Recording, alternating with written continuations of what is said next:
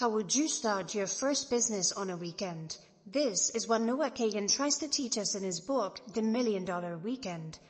This is a great book to read if you are an aspiring entrepreneur and are looking to start your first business and haven't yet, since it's going to give you a great step-by-step playbook on how to do just that. This book is broken down into 3 parts.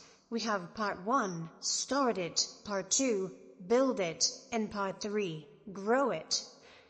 If you are watching this and you haven't started your business, it is likely that you have been thinking about starting a business for some time now. You just haven't taken action yet. You see, there's a myth that tends to happen among aspiring entrepreneurs, which is, I need the right idea. I cannot get started until I found that great business idea. But what Noah talks about throughout the book is that you don't start a business by having the right idea first.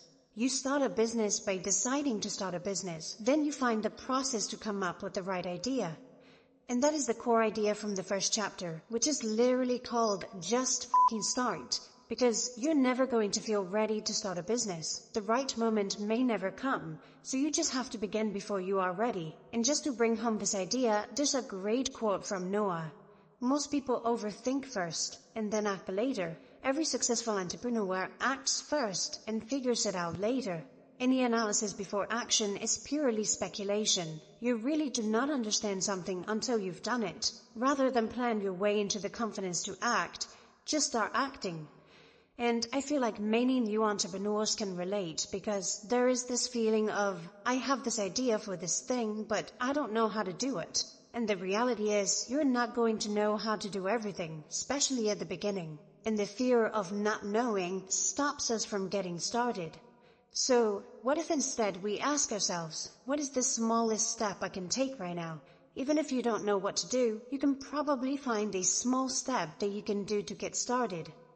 The first part of the book focuses on the encouragement to get started, because for most aspiring entrepreneurs, a little bit of courage can make the difference between following one's dream and staying on the same path. So, now that we have the courage to get started, how do we build this thing? This is where we move to the customer-first approach. A major difference between experienced entrepreneurs and beginner entrepreneurs is that the beginner entrepreneur focuses on having a great idea for a product first before starting a business. Experienced entrepreneurs start by focusing first on who the person they're going to service and then how to serve them, because it all boils down to this. A business solves a problem for someone willing to pay for that problem to be solved. And the problem that beginner entrepreneurs fall into is trying to build something without first verifying there is actually someone out there willing to pay for that thing. Here's a quote from Noah. When it comes to generating business ideas, customers come before the product or service, or even before the idea. To build a business, you need someone to sell it to. Can't tell you how many times someone has emailed me saying, what do you think about this business idea? My auto reply, have you asked what the customer thinks? Essentially, when you want to start a business, the first step is to know who you are going to sell to. Ideally, this will be within your own area of influence. If you already have proximity to people you can serve, why go out and searching for those you have no influence with? For example, if you are a university student and you want to start a business, you may focus on who is around you, like other students, teachers, or future students and their parents. What problems do they have, and how can you solve their problems? The other thing to consider is, does this customer have money? It is much easier to build a business around those who already have money, because even if someone really wants to buy your product, if they can't pay for it, you can't build a business. Let's go back to this student example. If you are in university at a young age, probably other students will not have very much money. So if the students don't have money, who does? Well, probably their parents. So what problems do the students' parents have? What about the university itself? There might be some problems you can help the university solve to tap into the money they have.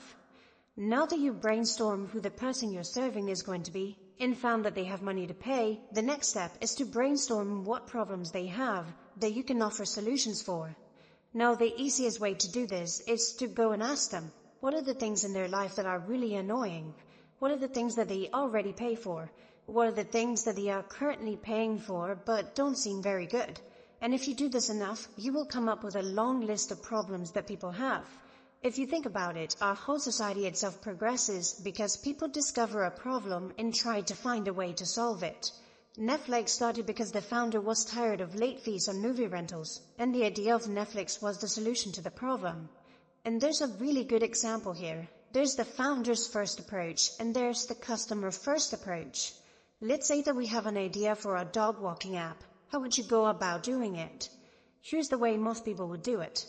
1. Spend hours at home thinking about the app and coming up with a clever name for it. 2. Spend $100 with their cousin to draw a cool logo. 3. Set up an LLC. 4. Watch YouTube videos about apps and programming and business and dogs. 5. Consider signing up for a developer bootcamp and quickly realize that coding is hard. 6. Buy the domain name for the cool website you're going to build. 7. Look into hiring a developer on Upwork and quickly realize it's incredibly expensive. Number 8. Give up again. Now notice how this is all about the founder, not really about the customer at all. Now let's take the same idea for our dog walking app and let's put it through the customer first perspective. 1. Call or text 3 people right now who have dogs and ask them to pay you to walk their dog. 2. Turns out none of these dog owners have problems walking their dog.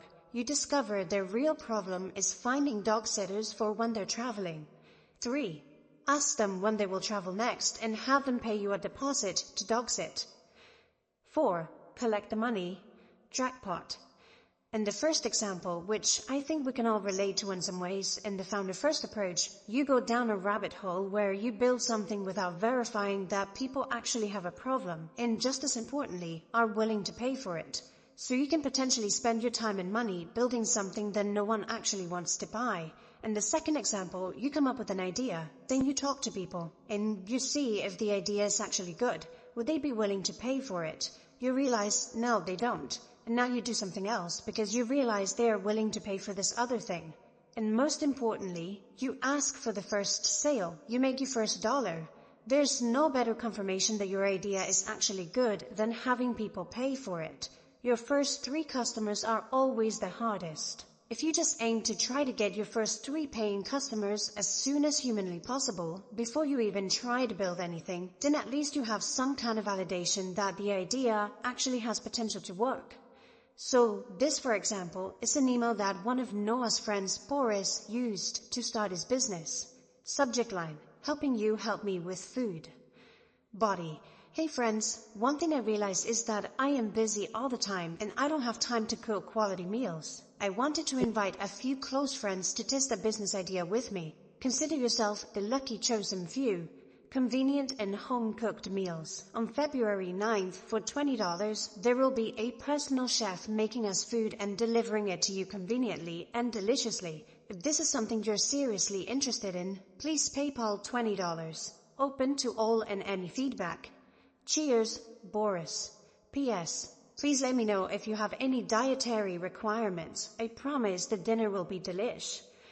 Now that you know that people actually want to buy what you have to offer, let's sell a lot more of it. You really only need 2 major components to grow your business. You need to build an audience, then you need to sell to that audience. If you want to grow your business, you must let people know what you offer, and social media is the best place to do it, because it's free and the returns of your efforts can be very high.